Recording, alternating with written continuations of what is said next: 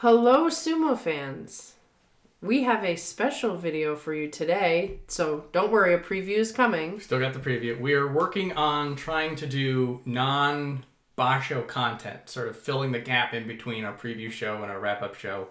This is one of our initial experiments. It's sort of talk about the big news topics going on and try to fill gaps either in our own sumo knowledge or try to find something that may be interesting to the public that we can discuss. There's also been a lot going on. There is a lot of stuff. This particular video is just going to focus on Hakuho because he's such a larger-than-life figure that we must give our own tribute to the greatest of all time. I feel like he deserves it. The context for this was his retirement ceremony, which happened, I think, at time of recording a couple weeks ago. Yeah, I think it was or two Saturdays ago, which is weird because it's Sunday in Japan, the whole time jump thing. The whole time jump. And that sort of got us talking individually, sort of about Hakuho, the man, the myth, the legend, his past, sort of how Hakuho's presence during the time that we started 42 Opinions evolved, and now how it's going to continue to evolve into the future now that he is Miyagi no Oyakata. Yeah, it's interesting because, Sumo feels so different now without him, but even for our own experience, we're sort of transitioning along with him. And, it's good to put it all into perspective. I started watching Sumo in 2017. The very first tournament I watched, the final match was Goeido and Haramafuji for the title. So this was one of the tournaments that Hakuho was out. So my very first experience, I did not even know Hakuho existed. Then Haramafuji wins. I'm all hyped for the Yokozuna, and he has the Takanoiwa scandal, and he's out. And I'm like, there's no Yokozuna. Such an introduction. Yeah. I'm like, what is this sport that I'm watching right now? But then I learned about Hakuho, and so this is the time when, he was still winning all the time, but he was starting the injury roller coaster. It wasn't quite as bad as we got to by 2021, mm-hmm.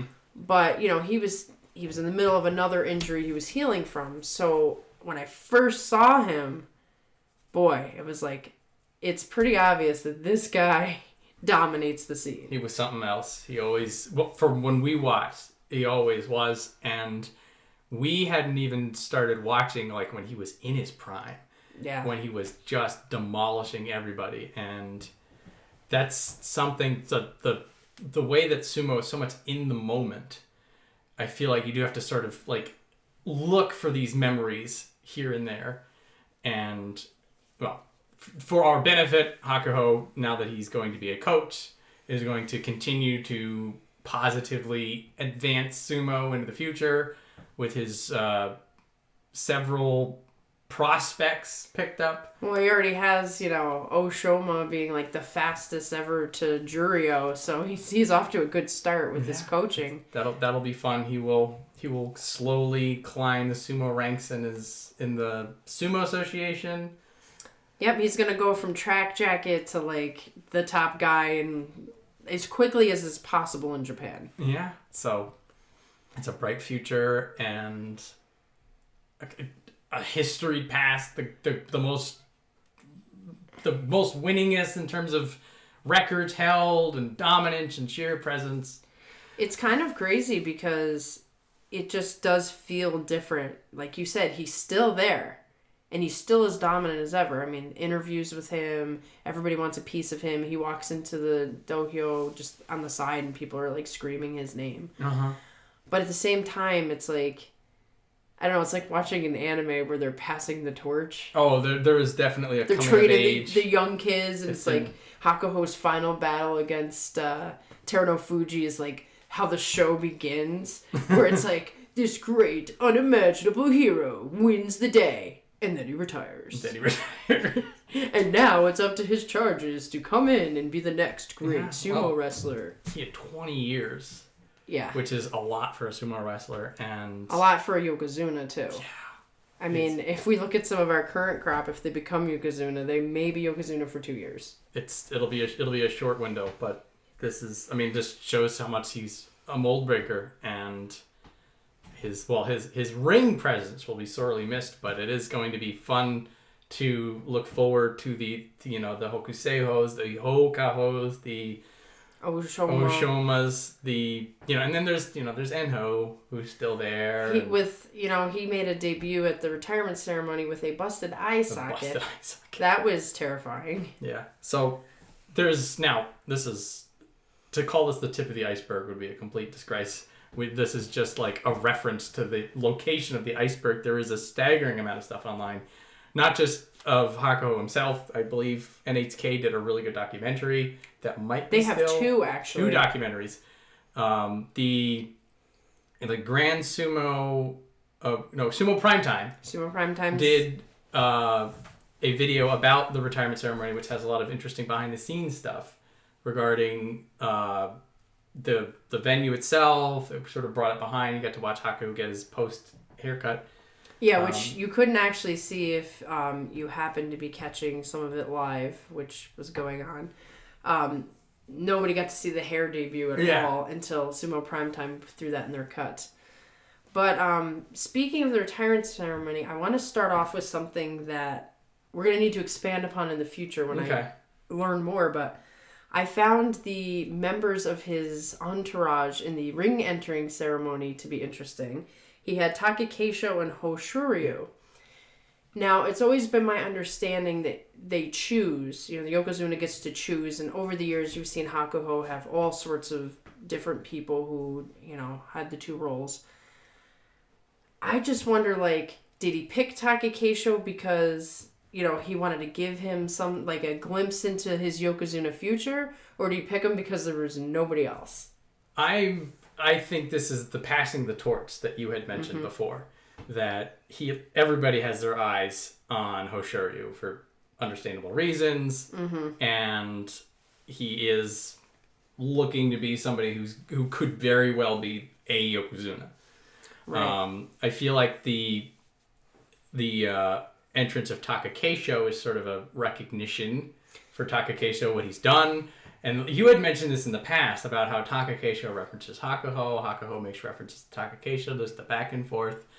I feel like they could have gone with, actually, maybe not Kirabayama, but thinking about it, it may be him saying these two people will be Yokozuna next. What's interesting is if Asanoyama had actually been in the upper division, I wonder if he would have chosen him instead. I think he would have chosen Asanoyama. Yeah.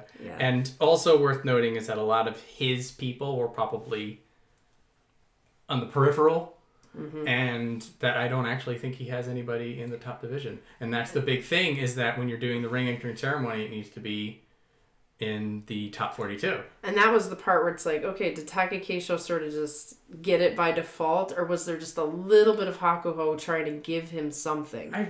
I remaining optimistic, I'd like to think that Takakeisho earned it, and that Hakuho could have given it to maybe I don't know. You can't have Terunofuji. You can't have a Yokozuna in a Yokozuna. Well, I don't know. No, here's where I was I need to look into this more. Okay. I saw in the comment section that Asashoryu was supposed to be there instead of Hoshoryu. And I'm wait a minute. Is it different for a retirement ceremony? I know when they have the red belt that you've got two Yokozuna with you, but that's when you're 60? Right. I think. Yeah, when you're doing your farewell and you were Yokozuna. So I don't know what that was about. There were plenty of comments in the comment section saying that Asashoryu backed out at the last moment and that's why Hoshoryu did it. And I'm huh? That is interesting. So we're going to have to look into more how these retirement ceremonies work, but not everybody's Hakuho either, so... Without the extra context, I did interpret Takakeisho and Hoshoryu as deliberately picked as an implication of, here is our future for the very, very top. And now, realistically, if you look at it, I'm picturing the Banzuke in my head. I think Kirabayama is the only other person, and the thing is that Kirabayama, Wakataka Kage... Kotono got to a little bit nobody else really has the this guy can do it, and for Hoshoryu it's the 5-year plan. For Takakeisho it's the please do well in March, right, which we'll get into later. yeah we can only hope for that one. Yeah, so there was a lot of interesting things that went on in his ceremony. First of all, like, that was the star-studded event. Like, this was like the most turned up to 11 I think a retirement ceremony can be. This was like a Hollywood movie premiere or something. Yeah. This was like, if you're in the in club, you want to be at this. I even saw Steven Seagal was there. Oh my god, I forgot about that. Yeah, that was pretty interesting. But yeah, you had to pay a lot of money to cut Hakuho's hair, and they pretty much like, they just threw it out there like, if you got the money, you're gonna get to do it. And you know, Gact was there performing the Japanese national anthem, and I mean, this was like the place to be. This was the big event, like anybody else had plans during the weekend, they're like canceling Hakuho's retirement ceremony. That's right. Like, we gotta go, and just I'm pretty sure just having the seat would have been expensive. Oh yeah, well that's another thing that is interesting is it was open to the public. I guess not all of them are open to the public, but I would imagine there were so many, like, this are like a waiting list, you know? Oh, you had to have known somebody or at least gotten on it early, or the price was so high that you're like, I'm just going to watch it at home. Chris got in there. Yeah, well, Chris probably saved up for it. I could imagine that Chris knew this day was coming a long time. 4 years ago. Yeah, probably. And probably took his rainy day fund and just scratched off the label and said Hakuho fund. Yeah. And then that was how we got in. Definitely. So, what were some of the interesting things for you in the ceremony? It was just how larger than life it was. Now we've been able to see retirement ceremonies, particularly with some frequency now that COVID restrictions are being loosened. So there's a lot of people who sort of retired over the last few years who have been sort of like backed up, for lack of a better word. Yeah, typically you would not see this many in a row. Yeah. And so we've sort of had a recency privilege of being able to see this stuff, and then, bless Chris Sumo, who's always on this stuff, and then the rise of NHK backed non-sumo stuff. I mean, they've always had some stuff, but they've really been making a push lately. It's been allowing us to see some of this stuff more, and it suits Hakuho to have this almost ridiculously over the top thing. But just knowing what I do about these general ceremonies and seeing, Goeido and Toya Noshima, I got his name. Yes. We were trying to figure out his name beforehand. Yes. All these, like, normal stuff. Well, because they're all changing their names, so it's, like, confusing. Yeah. Also, when we saw the last Yokozuna that we saw retire, which was Kiseno Sato, his was big. Decently big. Hakuho just... It's a new level. It blew it out of the water. Like everything else, I feel like we're not going to see something like this for a long time. There was a lot of like antics going on. If you look in the crowd, there's a lot of antics going on in the side. Like this was definitely like, forget everything we've gone through. We're having a party. Yeah. That party at the hotel afterwards must have been insane. Absolutely. Well, yeah. I mean that. I'm pretty sure you had to spend a pretty penny just to be in that room, let alone all the drinks, the champagne, goodness knows what else. Oh man, that was a wild party, I bet. What was interesting also about Hakuho though, and I think he might be the only foreigner who's retired of the retirement ceremonies that we've seen recently, was the presence of his fellow countrymen from Mongolia. A Mongolian presence. There was a different vibe between the Mongolians and the Japanese that were there, in terms of the Mongolians were there to party, and they were like dressed to the nines. You see all these like very serious, like in suits Japanese men, and you have like these ornamental, garb and stuff that everyone else was wearing, and his mother was in full formal gear. That yes. Beautiful. It looked like something that you only wear to like the best or worst day of your life. Yeah. And so, you could tell who was there from Mongolia. And he even had a very famous singer from Mongolia come up and sing as well. I forget what he sang though. Probably the Mongolian national anthem. So I think they allowed the Mongolian national anthem too. That's a big deal. So this was a something you don't always see in sumo, this whole like combining of the cultures. It's usually very Japanese focused, so it was very, very interesting to see a little bit of Mongolian culture on display as well. Yeah, the almost the concession's the wrong word. The cohabitation. Yes, exactly. Yeah, they were together. They're in harmony. We're not we're not saying, oh, this guy's from Mongolia, he's causing trouble. No, and for once, it's like, oh, everyone's here, all are welcome. And speaking of his mom, it was her 75th birthday. Oh, happy birthday. So that was pretty cool. And then I noticed I'd have to go back and look at this, but on the Shohozan one, they brought up the fact that women are not supposed to be in the dohyo. So... Oh, that's right. I now realize why they moved Hakuho's chair back.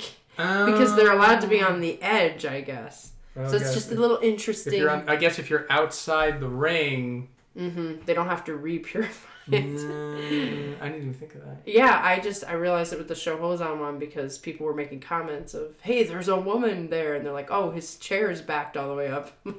It's hilarious. It is hilarious. So from a more personal standpoint, there was a couple of interesting notes from his family. He has 3 daughters and 1 son. And his son was sort of the bearer of his father's picture. Frame. So his son was like carrying it around for all these important events. Like if there was a picture, he was also holding his father's picture there. That was like his big job. What I heard behind the scenes is that Hakuho's son has no intention of going into sumo. That's not. I would. The pressure alone would just. It wouldn't be worth it. Yeah, I mean, this is what's sort of nice about like Hoshoryu, like even Hoshoryu, it's an uncle, and just everybody's. Could you imagine Hakuho's son in sumo? There is nothing you could do. There is no escaping that shadow. No. I think he's into baseball or something. Yeah. So, yeah, do that. Go into a completely different sport and then still take advantage of the fact that your dad's Hakuho. Oh, yeah, that's a free pass to many doors. Right. Hakuho is you just walk anywhere. Oh, your Hakuho's son? Come on in. Come on in. And then... his son did fight the final match with Hakuho, so he didn't have a final match with, one of the guys. It was with his son, and it was pretty cool. And then one of the things I loved was when his daughter got up, like he just had his hair cut, and his daughter came up to say a speech to him. And shout out to World of Sumo, who actually has a translation. So if you go to the short, you can see what his daughter was saying to him. And basically what it was, she was supposed to read off of a letter she wrote to him. And the very first thing she says to him is, I memorized it all just for you. And so she basically talks about how great of a dad he is. Oh, nice. And how she's glad that his top knot is gone because she was never allowed to touch it before. And now she can touch his hair. Touches, of course. And she was talking about how he's the best dad ever. So she wants to be able to embrace him. And so if you go back and you look at the translation and go back and watch her talking to him, you can see why he is just like beaming. After he's just gone through this terrible thing of like, my top knot is gone. Then his daughter is saying the most beautiful things in the world to him.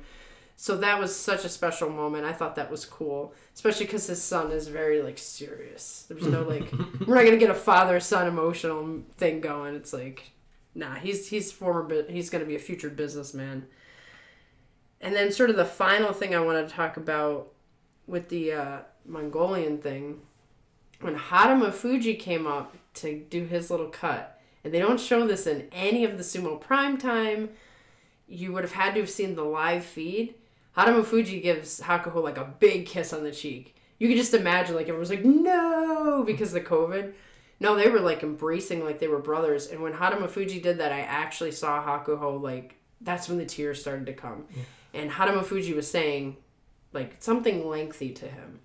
So it's interesting to me that, of course this is true, but they were rival Yokozunas. But at the same time, obviously, they were very, very close. Mm-hmm. Like, they had some sort of, between both being from Mongolia and just knowing what it's like to bear the burden of being Yokozuna. Sort of like what Takakeisho says, there's no way of knowing unless you are. And so, like, it's an exclusive club. Yeah, and only so many people. There's only been 71 people in existence. Yeah, that's crazy to think about. That and so like I mean it's sort of like a U.S. president. Mm-hmm. It's like there's a small number of people, 42, 43, and you can only those people can really know what that is like. Really know what that's like. So it's that club, and then like you said, then there's probably the personal friendship. The connection to Mongolia and... Right. I mean, at the time, it was Hakuho, Kakuryu, and Haruma Fuji, 3 Mongolians. And Asashuri was long gone. He probably would have put a big rift in all of that. But Kakadu had some very nice things to talk about with about Hakuho at the end. He did an interview, and he basically was just saying, like, you knew how much sumo meant to Hakuho, and every time I got in the ring, I knew that I had to work really hard. And you got to think about Kakadu, anytime he won a tournament from Hakuho, how many more Kakadu could have had if Hakuho wasn't his challenger? So, I mean, it seems like for the most part, a lot of people have good feelings about Hakuho who fought him, and they're all going to be doing their little mafia thing now that they're coaches. Yeah. There's also all the controversies that followed Hakuho in the second half of his career. A lot of that stuff seems to be, if not forgotten, then sort of pushed away. Which is nice. I remember with the transition, when they slapped him, they're like, "You're not allowed to have a Hakuho elder stock. You got to do that." And there was a lot of talk about people that were like resisting him becoming even part of Sumo Association. Like for a minute there, I'm like, are they gonna run him out? But it did seem like that was happening. So there was a bit of a holding of breath, and then nothing happened, and it was quiet, and then Hakuho plays nice. He sort of takes his lumps, goes back to the bottom of the food chain, just works quietly, and now we have this. Like for me, seeing like the Mongolian presence, the fact that Hakuho clearly had a large say in who was there and what happened, and that sort of like the Sumo Association's come back around to him. They got sort of whatever backdoor conversations, apologies, both directions. Yeah, but I think a big part of that is the fans will not let Hakuho go. No. Like even in Japan, like he walks into a room and everybody he's a star. He's one of the biggest stars in Japan. Yeah. So you just can't erase him no matter how much you want to. And he knows he's a smart guy. He knows when to poke and when to step back. Yeah. And he shouldn't have the fate that Takanohana had anyway. Yeah. No, well, I feel like the way he's maneuvering, and a lot of this is the fact that he's not front and center. Like a lot of that I feel like is like when he is talking to people, when he is working with people, it's him. It's not the Yokozuna. It's not the face of sumo. It's not the white belt. It's right. This is it's just little old me. Wink, wink. And that alone I feel like can at least allow him to sort of dictate the pace of anything he's in. And now he doesn't have also like the pain every day. Yeah. I imagine like fighting through pain for probably the last 5 years of his career, that made him crankier and made him want to push his luck. And now it's like he can sit back and train these Japanese guys to be the next Yokozuna, and nobody wants to lose that. They all know that Hakuho got to where he is because he's smart. It isn't just because he had this amazing physique. He didn't have the physique. He got there because he was smart. So you're going to want that knowledge passed on to everybody. That brain's going to go in. He's going to have... It will be interesting to see... Hokuseiho is going to should be in the top division next. The official Banzuke comes out... Very soon. I think a couple weeks. This weekend's President's Day weekend here in the States. I think it's next weekend the Banzuke will come out. And then I was just looking up, the tournament starts on March 12th. So okay, yeah. So there's a couple weeks.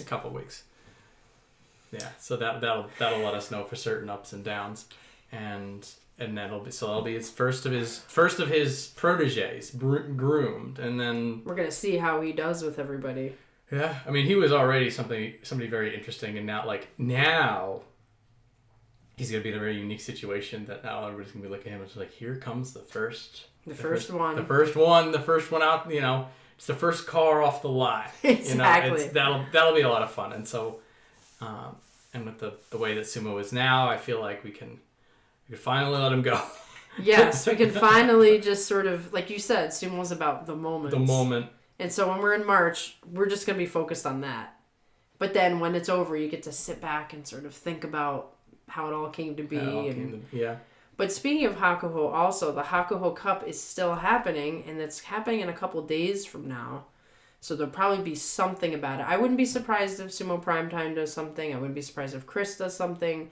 There are actually 6 Hawaiian boys who are going. So that's interesting to me that perhaps there's a resurgence of interest from the United States to sumo again. So they do. So if they can break the top 8, yeah, that's something fun. And Hakuho, like, if one of these guys is good enough, he'll be scooping them up. Oh, get the Stars and Stripes back in there. Yeah, wouldn't that be nice? We missed the whole Hawaiian thing. Oh, Akabono was way before our time. Yeah, so I just want it for the sake of like knowing that I said or that I saw a Hawaiian wrestler. Yeah, it'd be cool.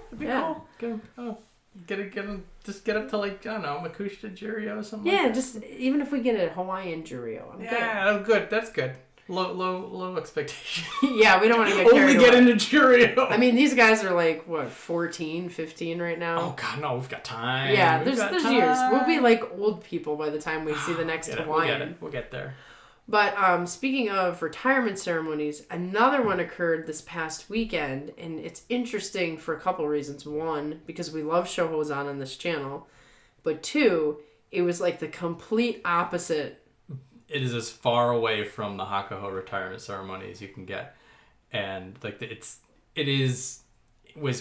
you had mentioned before, the Hakuho's was public. You had mentioned prior to recording that Shohozan was private. So like when you see the cameras and stuff, like all the stands and stuff are empty. There's not a lot of people coming out. It's just like it's his personal group. Whoever he selected. Yep, and whoever wanted to be there. Yeah. Shohozan, obviously, not Yokozuna. Not Nozeki.